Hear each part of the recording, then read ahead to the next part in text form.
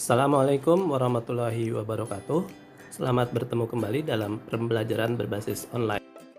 Ini membahas tentang e-commerce ya. E-commerce itu nanti ada business to consumer, business to business, consumer to consumer, business to employee, e-government, mobile commerce, social commerce, dan conversational commerce. Nah, secara definisi e-commerce itu adalah proses membeli, menjual, mentransfer, dan mengirimkan atau menukarkan ya produk, jasa, dan informasi melalui jaringan komputer. Termasuk jaringan komputer adalah internet.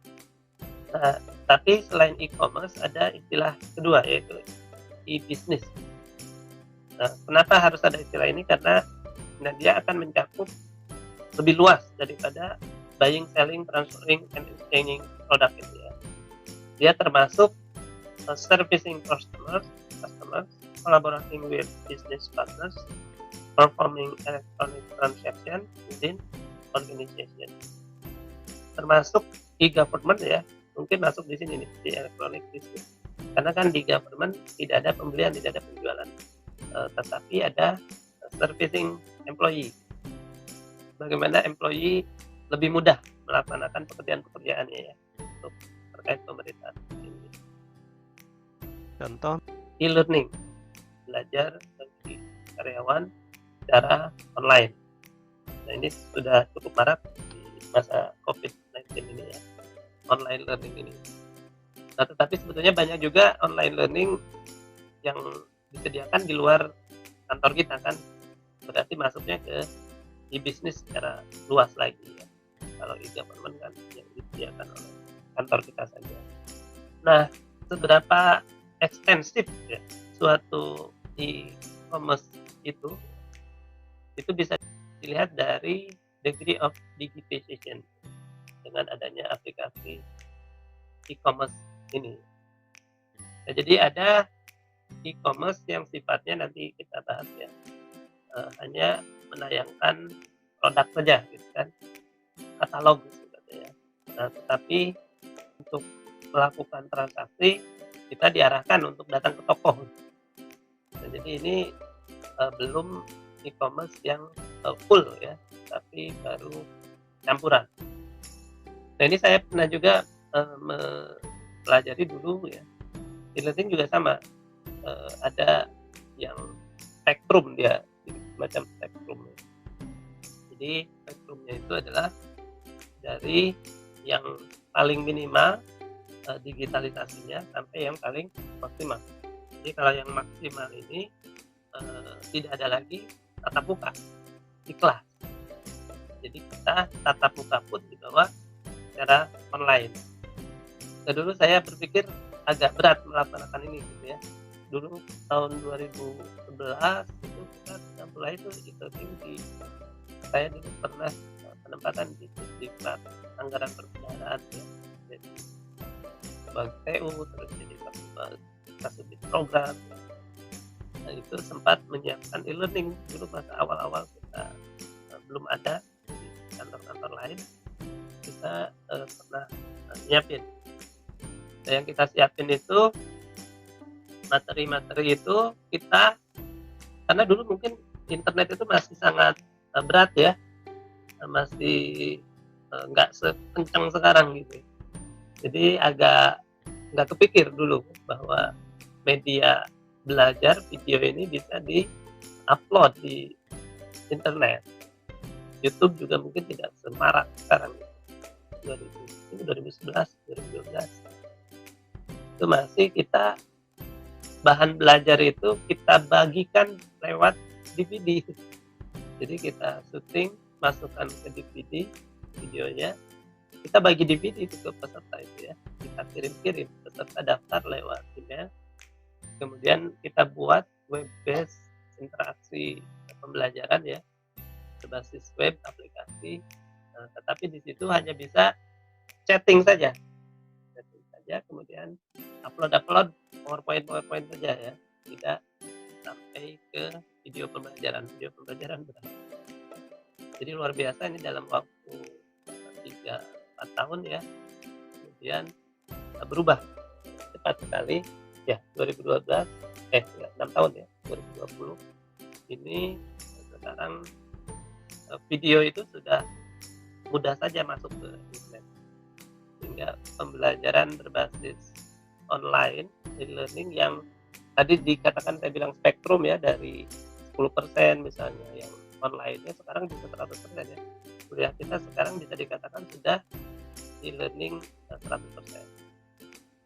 Itu degree of digitization.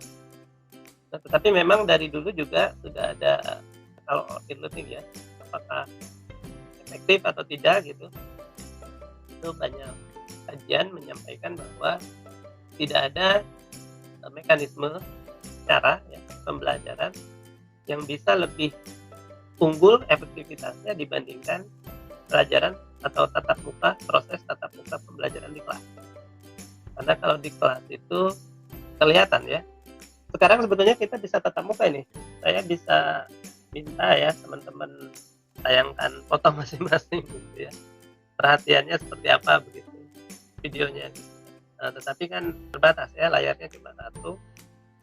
Mungkin banyak ya layarnya sebetulnya kan, tapi kalau kita tayangkan media PowerPoint seperti ini kan layarnya jadi tidak bisa semuanya. Yang kedua, sebetulnya tidak harus kan kita paksa setiap partisipan untuk kelihatan videonya masing-masing.